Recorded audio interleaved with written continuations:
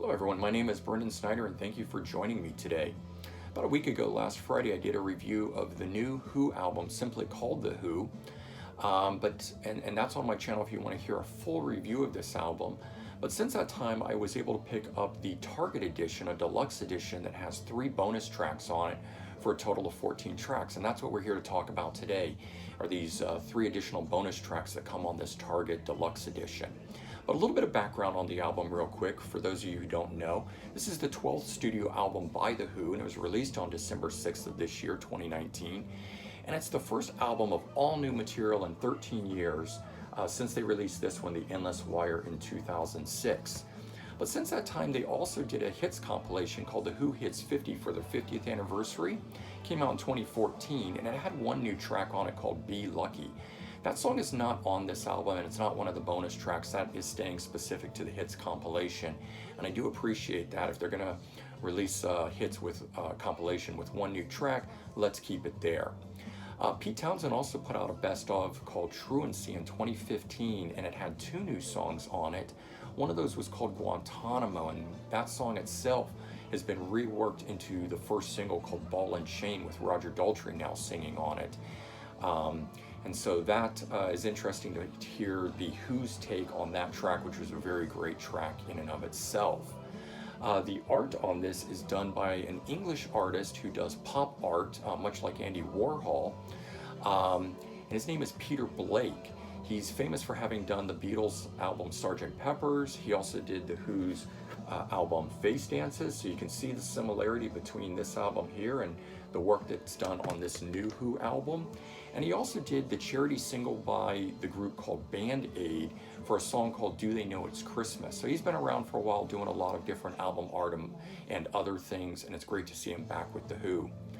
The backing band for this are the same guys that play live with the Who. If you've seen them in recent years, they've got Pino Palladino on bass playing with them, and he's on the album, and Zach Starkey on drums, famous for having been Ringo Starr's son, but definitely an amazing drummer in his own right and worthy of playing with the Who. They've also got Benmont Tench on keyboards on this release, playing on a few songs, which is really great to hear him post Tom Petty and the Heartbreakers. But we're here today to talk about the Deluxe Edition. So I want to do a quick little comparative on it, some side-by-side, let you check out the slightly difference in the artwork. The Deluxe Edition is really just a zoomed in on this area of the Standard Edition, where the Standard Edition has the tiles on here much smaller. These tiles represent influences by the band and their history and that sort. It's where it comes from. The back side is slightly different, as you can see as well. This one has the 3 extra tracks listed here at the bottom. The top one is the Standard Edition. You can see that the spine is also different on these. And I do appreciate that. If you're going to do a Deluxe Edition, I feel like the artwork should be different. There should be something different to it so that fans like me who are going to buy both editions and have them as a collector, there is more to it than just the material.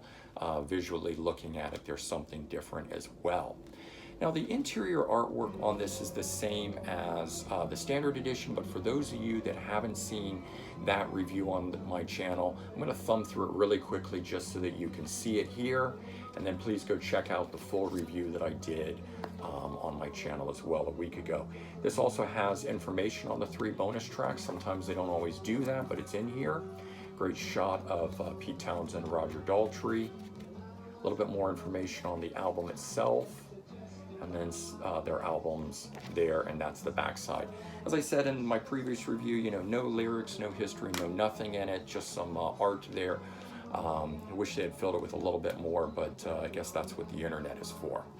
Okay, so on to the 3 new songs that come with this, or 3, I should say, bonus tracks that come with it. Track number 12, This Gun Will Misfire. Straight ahead Who rocker, really great. I love this song. I kind of wish it was on the album places some of the other ones. My previous review, I mentioned that I don't like the song I Don't Want to Get Wise. I actually really like the song. I just don't like the digitized hand claps or electric drums, whatever it is that is making that sound that's in it. It's very unnerving to me and just doesn't go with the flow. It's a little too modern. So I would have loved to have had This Gun Will Misfire as part of the standard edition, but either way, it's great to get it here. The next track, track 13, Got Nothing to Prove, is an amazing song. This is a very stylized, poppy, 1960s sound and very orchestrated.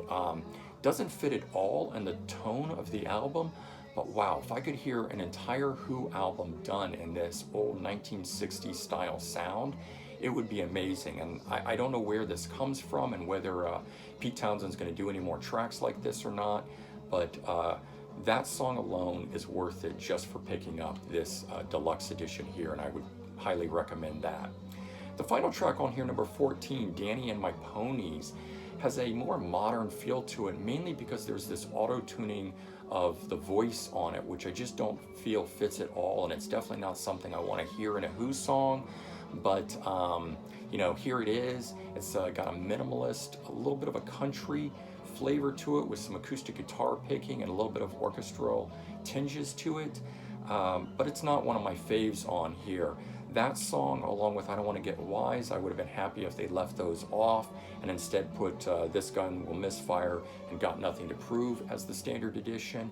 But again, you get them all here, and you know, with today's technology, you can make playlists however you want when you're listening to these things, especially digitally. So you know, you can do it however you want. One final thing on this is that those 3 bonus tracks that are on here are all sung by Pete Townshend.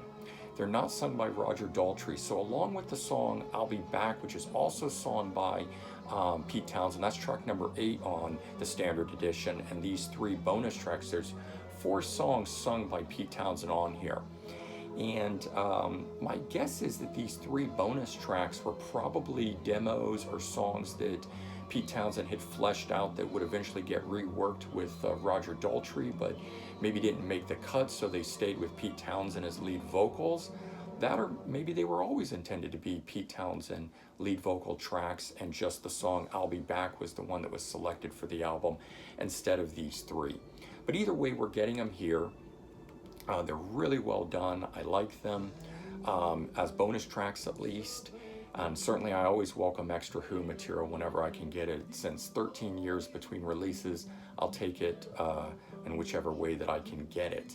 So now, having listened to this release for the last week, I've got 4 favorite tracks off of here, and I thought I'd just run through those as a sort of update to my previous review.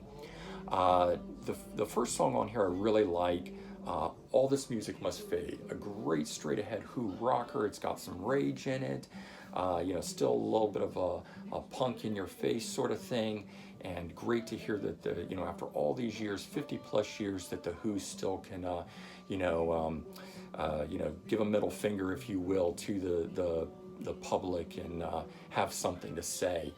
And the next track on here that I really like is the 5th song on here, called Beads on One String. It's a beautifully orchestrated track. I really like that one a lot. Number 6 on here is probably my favorite, called Hero Ground Zero. It's a really uplifting, beautifully moving track. And for the content that it is regarding 9/11, it is amazing that they're able to make this such a beautifully uplifting sounding song, and I really do like that one. And then the final of my favorite 4 tracks on here is the 9th track on here, called Break the News. And that's the one that I initially spoke about really liking, and I do really like it. Maybe it's now my second favorite track. But this one has a bit of country or folk influences on it, and definitely outside of the wheelhouse of the Who, but I love hearing them try new things. And that's sort of what I'll wrap up here with, is just that, you know, overall, this album, I think, has a much more varied pace and many more peaks and valleys than The Endless Wire, which I felt was a much more even keel album. It's not one that I go back and listen to repeatedly, whereas this one here I've been listening to for the last week, on and off, and I think this is going to be an album I'm going to listen to for a while. And you know, God forbid this would be the last Who album. I think it would be a great one to go out on top with. Certainly I hope we get more, but this would be a fitting epitaph if it had to be for the Who.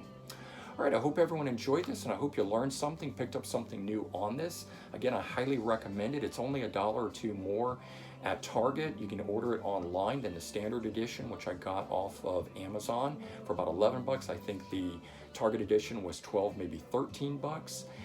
Either one's great, worth picking up, but for the 3 extra tracks, I would totally recommend picking up the Target Deluxe Edition.